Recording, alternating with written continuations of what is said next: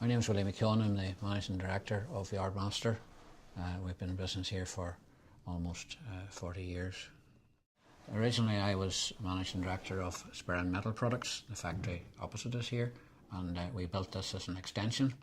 And in about 1981 we were looking for new products, and we identified Yardmaster sheds through IDB, as it was then, as a potential new product, and this became attached onto our business as a new development. 2 years later I then took that as my own development, and this became Yardmaster International as a separate company. Yardmaster would be a specialist company. We manufacture a flat pack metal garden shed. It goes in a carton and it's a do-it-yourself product.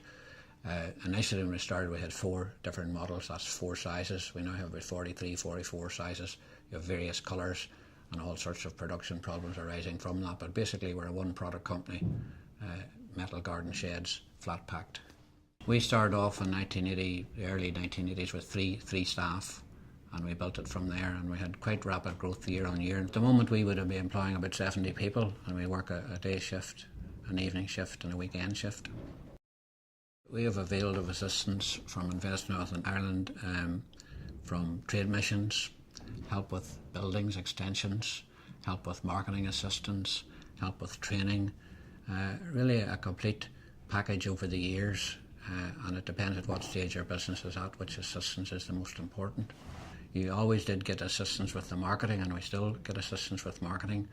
You get assistance with training and skills.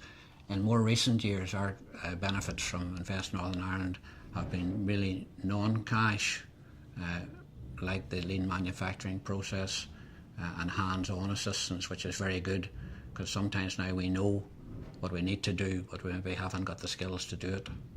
We have always sort of tried to be market-led in anything we do, visit the markets, basically Europe we're talking about here, see who's buying similar product or competitive product, how they're stocking it, their channel of distribution and prices, and then identify and probably do some high spotting, which is not always recommended for marketing, but high spot and get a good key customer, which gives you a good reference point.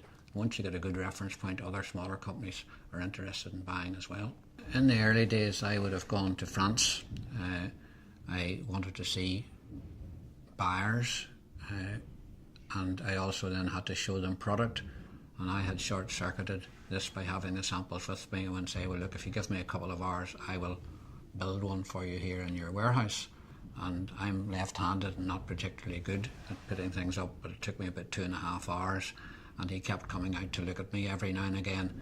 And after I had finished I met him, and I always had a bottle of Blackbush Mills whiskey with me to identify where we came from, and I handed him the bottle of Blackbush whiskey and I said to him, well, what do you think of the shed? And he said, well, the shed's okay, he says, but I really like the whiskey. We actually got business from that customer for many years. So really it's just getting out there, using the shoe leather and doing what you can do. We have undertaken trade missions with INI to many countries. In the early days it was essential because you went as a small company and it gave you credibility, because you're usually out with a team of 7, 8, 9 people. You got introductions, the overseas post of the embassy ran a reception, you could invite potential customers, and it gave a small company great credibility in the market if you were new to the market. The town executive does have to work very closely with you, and they do change over the years. At the moment we have a very good relationship with Invest Northern Ireland, because manufacturing and export is quite a popular event, and that's what we have been doing for 20 years. They have expertise within Invest Northern Ireland which can be very, very useful to you. On our lean manufacturing programme we were set with the task of having potential orders which were there.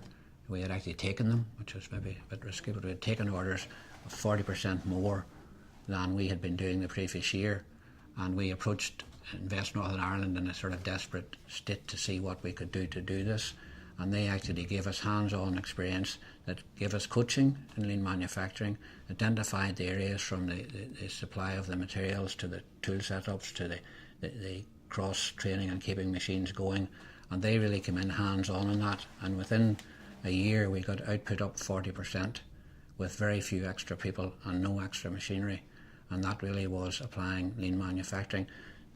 why it was successful was that we had a terrible need. We didn't have we weren't sort of playing with it. This was for real. We had to get this product through the door, and we did. In 2009, most businesses in Northern Ireland were having a very sudden downturn. We were having a small downturn, and the possibility of having to lay some people off was being discussed.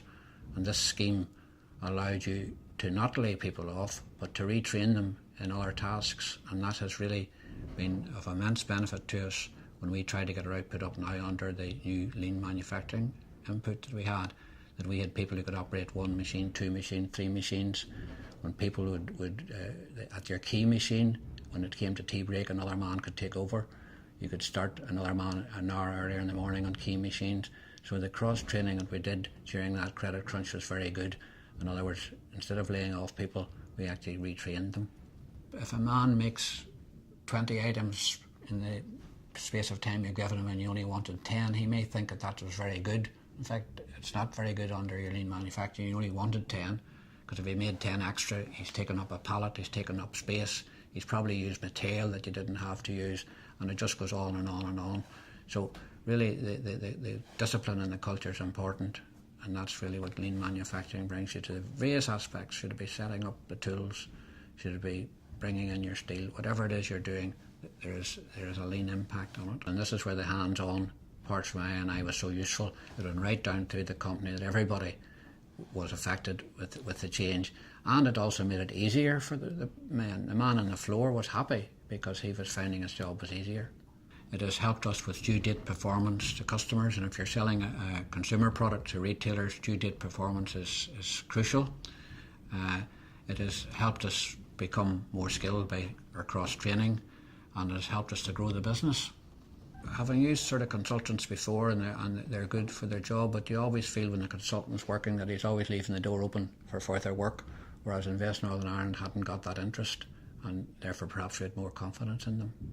The GAP programme allowed us to visit our export markets to identify what was happening. We did some demonstrations in big stores. We did more market intelligence, and overall helped the business just to know our customers better. We knew obviously how you present yourself was important, but we certainly hadn't given it any extra consideration, and Invest Northern Ireland suggested we should undergo a design programme, and really I suppose we were dragged screaming to do this, and it took us over a week to get the work done, but they took us from having a logo which they said was very much 1950s to the logo which they say is now more in line with the business. So there was a benefit, but I must say we didn't readily go to the course. Our vision for the future for Yardmaster is more expansion. We intend to increase by 25-30% in the next 3 years. That puts new pressures on the size of your premises, again your skills, the number of people. So it's a continuing process, but we certainly have a vision for growing the business. I could recommend I as a business partner. They have in recent years hands-on skills which are very useful to any business, and would recommend the use of those.